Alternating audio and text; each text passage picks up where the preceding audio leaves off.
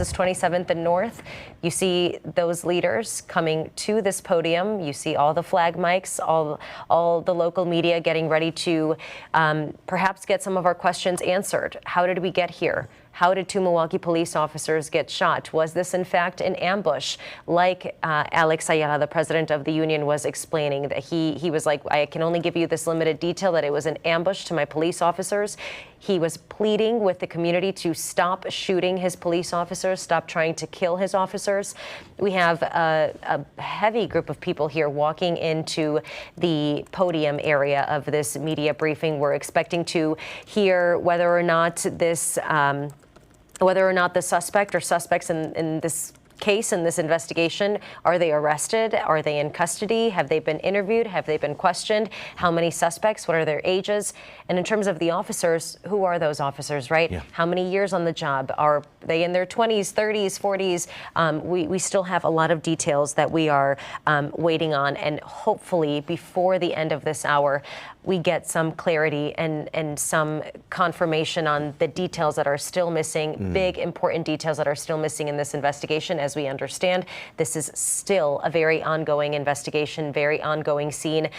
We've had reporters scattered throughout the Midtown neighborhood trying to cover every single aspect of this, and I believe that is Assistant Chief Nicole Waldner approaching too. As they're walking up toward the microphone, the estimation was really spot on. It's just coming up at 1:20 right now. Here's Assistant Chief of Police from Milwaukee Police Department, Nicole Waldner. Hello. I'm Assistant Chief Nicole, Nicole Waldner, Waldner of the Criminal Investigation Bureau. Last night, Thursday, June 26th, at approximately 9:10 p.m., officers were sent to a subject with weapon call. While en route, it was upgraded to a shots fired. While the officers were approaching, they were unexpectedly fired upon in the alley of the 2200 block of North 24th Place. The officers were both struck and not able to return fire.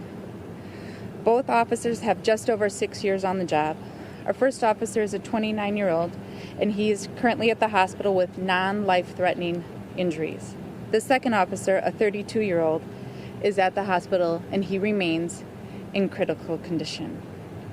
We are seeking a known suspect. It's active and ongoing, and the Milwaukee Police Homicide Division will be investigating this shooting.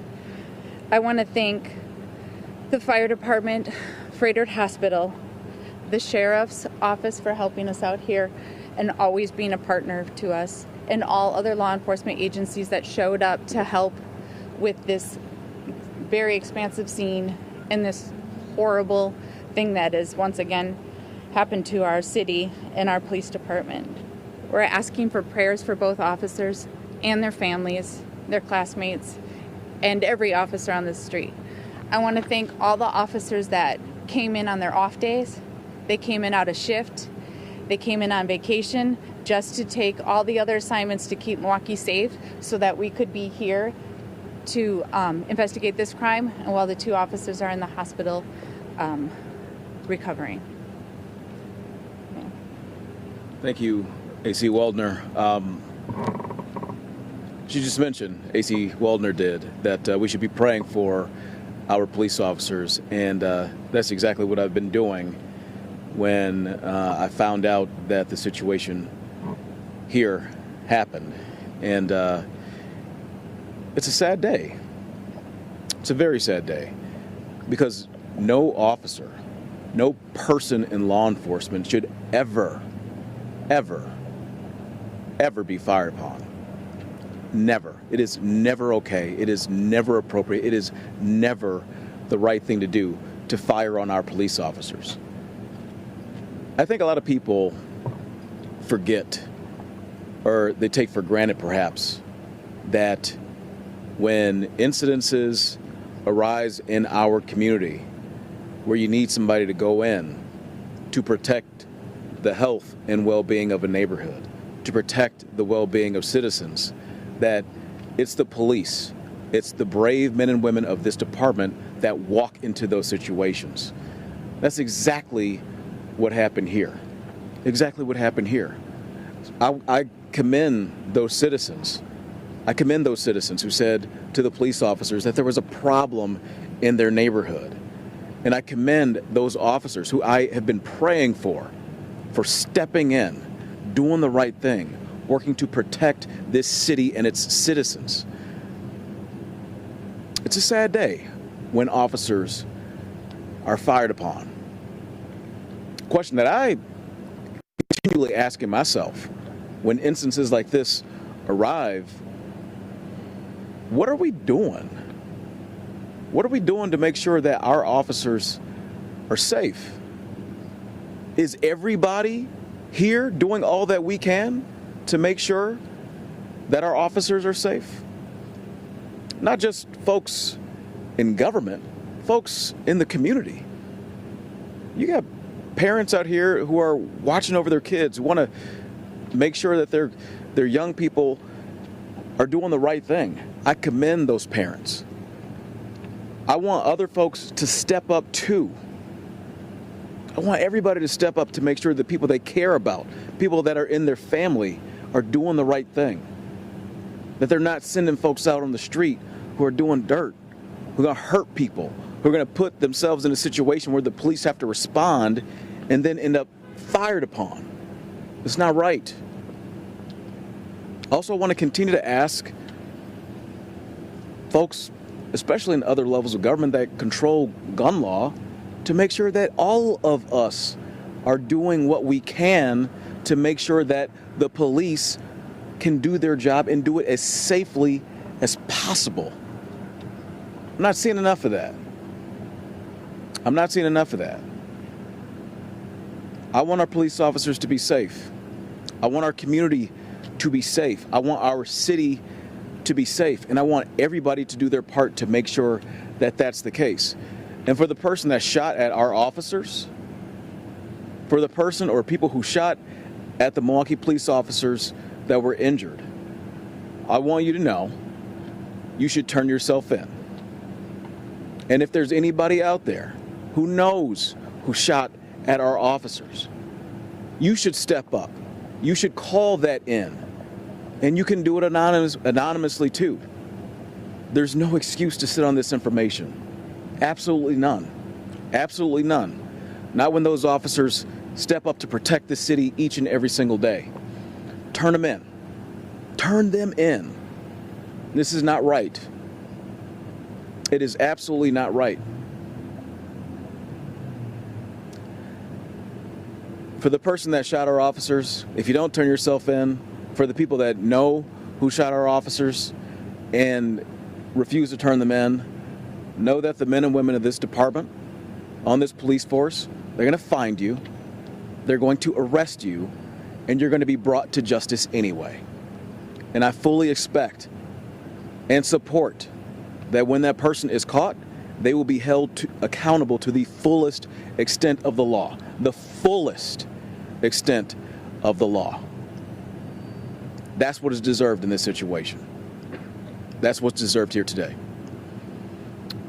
Speaking of that, we're joined as well by the District Attorney of Milwaukee County, Kent Lovern. I'm going to have him to come to the mic now. Yeah. Thanks. Thank you, Mayor. Well, everyone in our community deserves to live in safety each and every day, and that obviously includes the men and women who we entrust as police officers to help keep our neighborhoods safe. Everyone deserves to live in safety in our neighborhoods every day. And there is no excuse for the gun violence we see and have seen in our neighborhoods in this city and in this county. And the only appropriate response to that is to remove anyone who wishes to engage in that type of violence from our community. Plain and simple, that is the only appropriate response to that type of behavior. Obviously, our thoughts and prayers are with the two officers injured tonight. And we know there's a very thorough investigation underway as we speak. And I can assure you that the person who is responsible for this will be held accountable.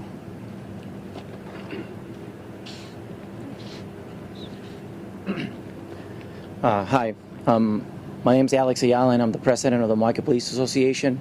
I first want to thank all the paramedics, the doctors, the nurses that treated the police officers at Freighter tonight, and all the jurisdictions that are here helping the Sheriff's Department. I saw them out there. I really want to thank them for what they're doing. But enough is enough. Stop trying to kill my police officers. The violence against our police officers is out of hand. It's 4 officers in 5 months. It's ridiculous. And for that coward that ambushed my police officers, if you don't turn yourself in, we're gonna hunt you down. We're coming to get you, and justice is coming for you. Okay. We'll take questions. Are we looking for a single suspect At or the- multiple suspects? At this point, we are still waiting to get into the scene and still investigate further. But at this point, we have one suspect that we're looking for, but that may change. It's fluid. We saw one person detained. Was that part of it that you were looking for? I can't say that. I don't know who you saw detained. Sorry. But the person that you are looking for, you know who it is you're looking for. We are looking for them. Yes. Are you able to share the extent of the injuries, where those officers were shot? At this time, no. Were the officers fired out by an automatic weapon, or can you describe the weapon at all? We haven't recovered the weapon. It's I haven't set eyes on it, so I don't know the. Indicating that a switch may have been used. I don't have any indication of that right now. No.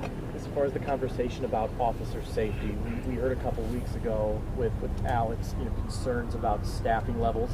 Either the mayor, assistant chief, if you could just address the idea of, are there still concerns right now that too many officers are being asked to cover too few officers are having to cover too much space on a given shift? I don't think that would have prevented anything today, because what the problem is today, and every time actually that we have all of you in front of us, the problem is too many people have guns. So I could put an officer on every single corner. That will not eliminate the amount of guns in the hands of people that shouldn't have them, right? All over the city. And unfortunately, it won't also help the fact that there is complete, utter disregard for anybody else other than themselves. Like, there's not even a second thought to fire on officers as they approach the alley doing their job. There's not when we were on 46th and Hampton, not a second thought to turn around with their ghost gun. So no matter where the officers are or how many there are just as many guns. And we have to focus that is the problem. And I need people to tell us. I need people to say they are tired of being afraid. They are tired of living in Milwaukee when we always have to worry about everyone carrying a gun out in the open. Just anywhere you go to the corner store, there are guns. You go to the barbershop, there are guns. I need people to call us and tell us so we can put a stop to it. That's the only thing. We can have more officers, and I know that the mayor is trying, and we are recruiting heavily. And look at how many officers are here. Everyone came in, right? But I guarantee you that within a block, there are more guns than there are officers on this scene. Were those officers approaching by foot or by vehicle when they were No, fired by upon? foot. By foot. And the suspect, is this suspect that you were aware of, or is the department aware of this person? Have they had interactions with this person in the past? Did he have paper on him? Did he have warrants? I don't know any of that. I'm sorry, the suspect. I didn't Yeah. mean to say he. I don't know. I don't want to release anything about the suspect just yet. Are you able to share what district those officers were a part of? Today, they were part of District 2. Do they work for District 2? Yes. AC Waldner, can you explain just why you're not sharing information about the suspect? We're looking for somebody who's dangerous, possibly armed. Yes, Why not share that and information? because when we get him properly identified and I can put his name out there, then we will absolutely release it to the media. Right, But at thank this you, point, guys. it's premature. you. Okay? I just want to make sure you guys. Oh, I'm sorry. Yeah, that's okay. I can do it. I just want to make sure that you guys know, obviously, if anyone has any information regarding this investigation or the whereabouts of our suspect, that they should call 911, or to be anonymous, they should call Crime Stoppers at 224-TIPS. Is Thank it you. considered a danger to the community right now at this point? Unknown. And I don't think it's a danger to the community. We just heard there from local law officials and local leaders. Among them, Milwaukee Mayor Cavalier Johnson, Milwaukee County District Attorney Kent Lovern, as well as Assistant Chief Nicole Waldner from the Milwaukee Police Department. A lot of information here that we are going to walk through, so follow along as we share the information that we just got confirmed here. Late last night, we know that police officers were called to the scene of 25th and Garfield Garfield on reports of a suspect or someone with a gun. We know that that call quickly escalated, and it was now then turned into a shots fired call. As those officers were approaching said suspect with a gun, they were shot at. Both of them were struck, and they could not return fire. Immediately met with gunfire. Alex Ayala saying that really constituted an ambush. They're walking up, and before they could do anything, they were met with the gunfire. The two officers, one is 29 years old, had non-life-threatening injuries. He is recovering. The other officer, also a male, 32 years old. This is the officer who was in critical condition. The officer that Alex Ayala said, we almost lost tonight, saying when this coward ambushed our officers, trying to kill our officers. He almost killed one of them, that 32-year-old officer in critical condition tonight. Nicole Waldner saying they are trying to track down a person who they have at least preliminarily identified. They are still working that information before they share that individual's name. If they don't catch that person very quickly, they're going to solicit the public's help to put that person's name out there, potentially a picture. If this person has a criminal history, they would have ideally an image of this individual, but they're still trying to solidify and confirm that person's identity. The homicide division is who's going to be leading this investigation. We also heard from Mayor Cavalier Johnson saying to the person who did this, turn yourself in. To the people who know who did this, turn that person in. If you don't, the mayor says, our department, they're going to find you anyway. They're going to arrest you anyway. Absolutely. Now, the assistant chief, Chief Waldner, was also confirming that these two officers shot in the line of duty, belong and work out of District 2. This situation that you're watching unfold here on your screen is in District 3. So that'll be part of the conversation later on when we get a chance to ask if these officers were perhaps called to fill in, to help patrol this area. There still needs to be a conversation on why District 2 officers were in District 3 responding to this call of a suspect with a gun. Another thing that Waldner said that was very forward and very strong. One of the reporters asked her if this is an indication of more officers needing to be out in the streets, needing to be out patrolling neighborhoods. She said she kind of slammed the podium and was like, look, I can have an officer at every single corner of every single city block in Milwaukee, and that still would not and could not compete with the amount of guns that are in the hands of those that should not have guns. And saying that the number of people who are in that immediate area, she's estimating, likely have more guns than the police officers who were there at the scene. Essentially saying without saying, the police department in this situation in this city, because too many people have guns, they are outgunned. She's saying too many people have guns. She said it won't matter if we put an officer on every corner, because unfortunately there is the utter disregard, using her language here, utter disregard of people who disregard for anyone other than themselves when they take or make the decision, conscious or not, to open fire on members of law enforcement.